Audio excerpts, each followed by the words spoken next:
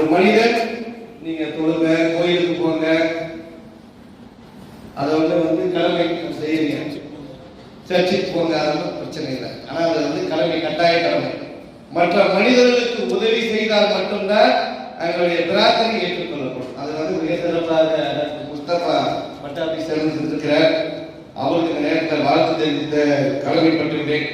அதே மாதிரி தேசிய மகளிரணி தலைவி உமையா, என் அன்பு சகோதரர் கோயம்புத்தூர்ல மிக சிறப்பாக சமூக பணி ஆற்றிக் கொண்டிருக்கும் என் அன்பை சகோதரர் டிஸ்கர் ராஜா அவர்களுக்கும், மேலே அமர்ந்திருக்கும்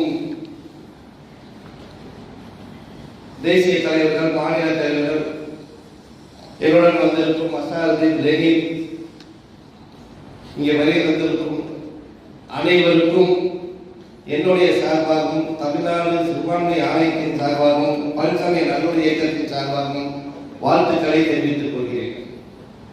இப்போ அந்த மாதிரி செய்யலாமா? இனிமேல் டாக்டர் சொல்றாங்க, முஸ்தபா பட்டாபி சொன்னார் இல்லையா, எவ்வளவு செஞ்சுட்டு இருக்கேன்.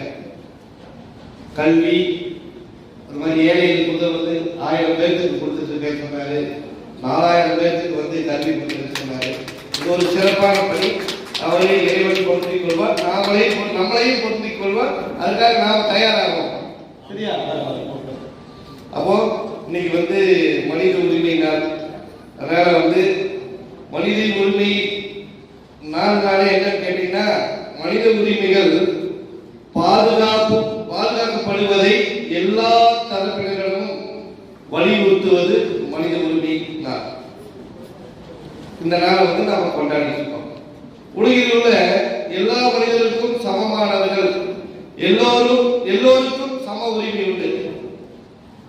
மற்றவர்களிருந்து நாம் என்ன உரிமையை எதிர்பார்க்கிறோமோ அதே உரிமையை அவர்களுக்கு நாம் தர வேண்டும். அதுதான் இன்னைக்கு மனித உரிமை, உலக மனித உரிமைகள் நாளைய